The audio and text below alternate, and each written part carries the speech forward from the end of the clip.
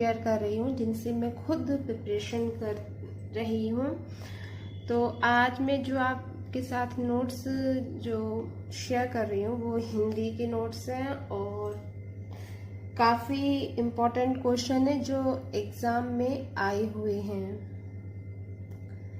First question है, दिया गया है कि निम्नलिखित वाक्य को पढ़िए तथा उसमें कारक के सही भेद को पहचानिए। आपको भेद पहचानना है कि कौन सा कारक है। हे प्रभु मेरी इच्छा पूर्ण करो, इसमें आपको बताना है कौन सा कारक है। हे प्रभु मेरी इच्छा पूर्ण करो। तो इस वाक्य में फ्रेंड्स कारक है संबोधन कारक।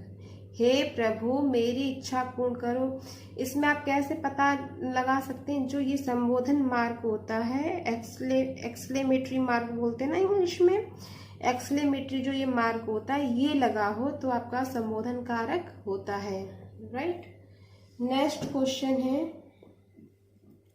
भाववाचक संज्ञा बताना है और 4 ऑप्शन दिए जाएंगे, उसमें से आपको बताना। तो उसमें एक ऑप्शन था लड़कपन, जो राइट आंसर था।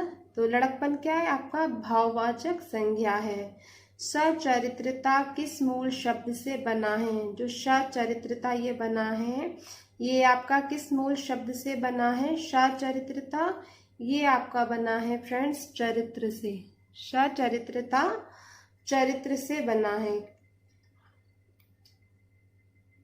सचरित्रता किस मूल शब्द से बना है? तो चरित्र मूल शब्द से बना है। नेक्स्ट क्वेश्चन है, कौन सा शब्द बहुवचन है?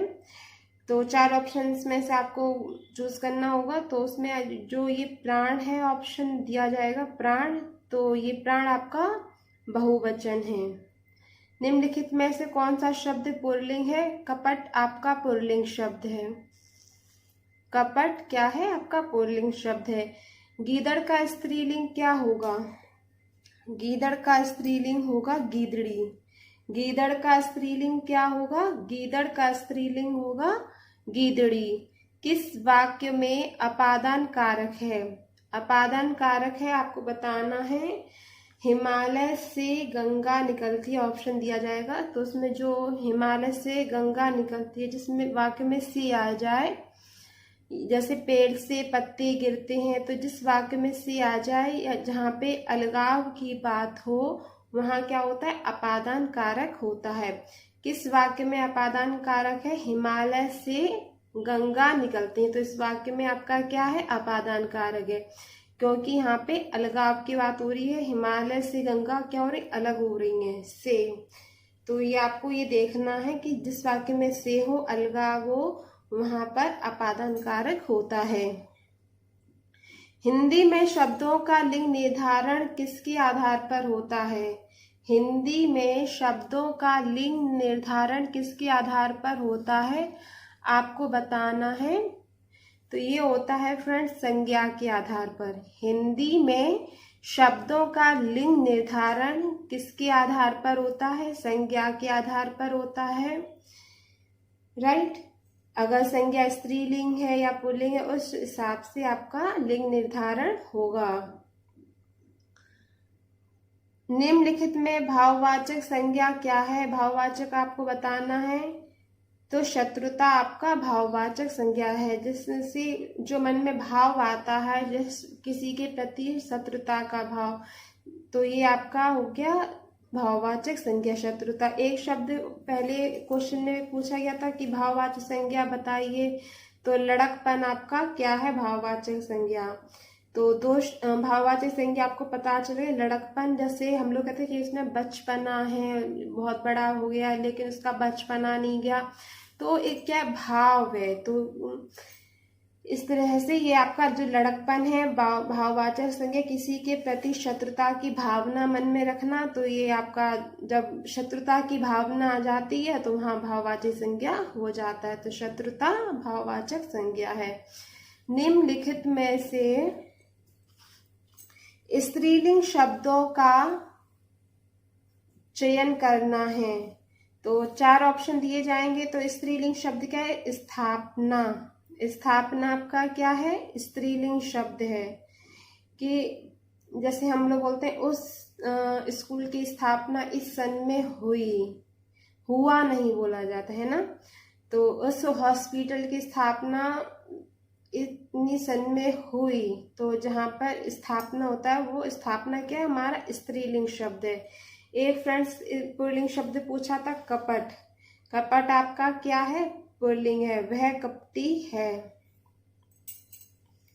राइट, कपट आपका क्या है, पुल्लिंग शब्द है। स्थापना आपका क्या है, स्त्रीलिंग शब्द है। भाववाचक संज्ञा आपके कौन कौन से थे, शत्रुता और लड़कपन आपका भाववाचक संज्ञा है। गीदड़ का स्त्रीलिंग क्या होता है, गीदड़ी होता है।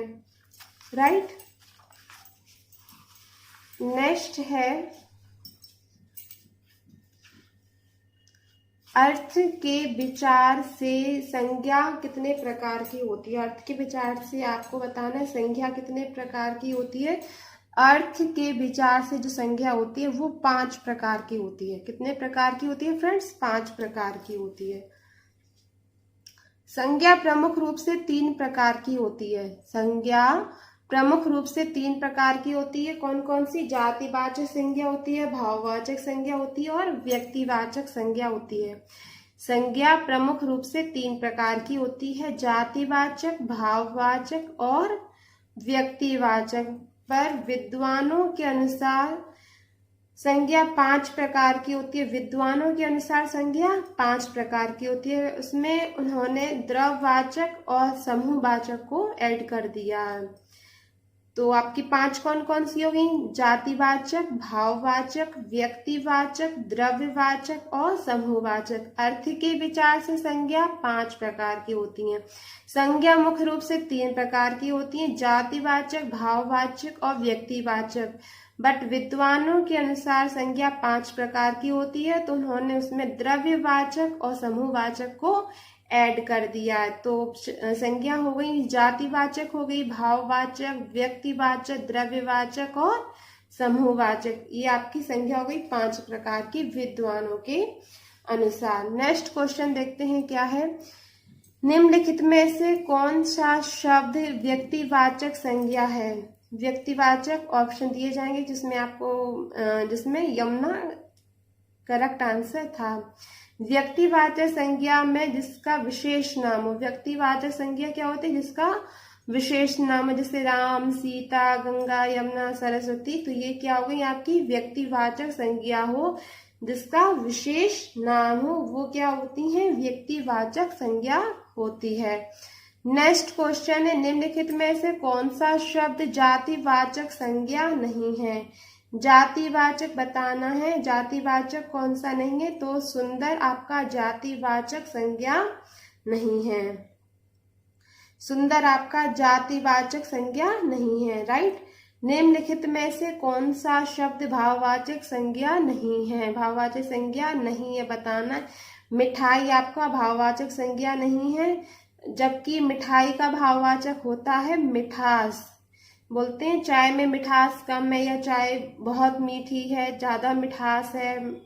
तो जो मिठास होता है वो आपका भाववाचक संज्ञा होता है। मिठाई आपका भाववाचक संज्ञा नहीं है। कौन सा शब्द जातिवाचक संज्ञा है। जातिवाचक आपको बताना है, तो क्या है, लड़का। लड़का आपका क्या हुआ, जातिवाचक संज्ञा हुआ। कौन सा शब्द आपको बताना है, स्त्रीलिंग है। परिषद आपका स्त्रीलिंग शब्द है। परिषद आपका स्त्रीलिंग शब्द है। नेत्री शब्द का पुल्लिंग क्या है। नेत्री शब्द का पुल्लिंग होता है नेता। नेत्री शब्द का पुल्लिंग क्या होता है, नेता। अर्थ के विचार संज्ञा कितने प्रकार की होती है। संज्ञा होती है 5 प्रकार की, जातिवाचक, भाववाचक, व्यक्तिवाचक, द्रव्यवाचक, समूहवाचक के विद्वानों के अनुसार है। और आमतौर पे जो संज्ञा होती 3 प्रकार की होती है, जातिवाचक, भाववाचक और व्यक्तिवाचक। बट विद्वानों ने 2 संज्ञा और जोड़ दी हैं, द्रव्यवाचक और समूहवाचक। यमुना व्यक्तिवाचक संज्ञा है, सुंदर जातिवाचक संज्ञा नहीं है, मिठाई भाववाचक संज्ञा नहीं है, मिठाई का भाववाचक होता है मिठास। लड़का जातिवाचक संज्ञा है, परिषद स्त्रीलिंग है और नेत्री शब्द का पुल्लिंग होता है नेता। राइट, कारक के कितने भेद होते हैं। कारक के कितने भेद होते हैं? कारक के होते हैं 8 भेद। कर्ता, कर्म, करण, संप्रदान, अपादान, संबंध, अधिकरण, संबोधन। कर्ता, कर्म, करण, संप्रदान, अपादान, संबंध, अधिकरण, संबोधन, ये आपके होते हैं कारक। कारक कितने प्रकार के होते हैं? 8 प्रकार के।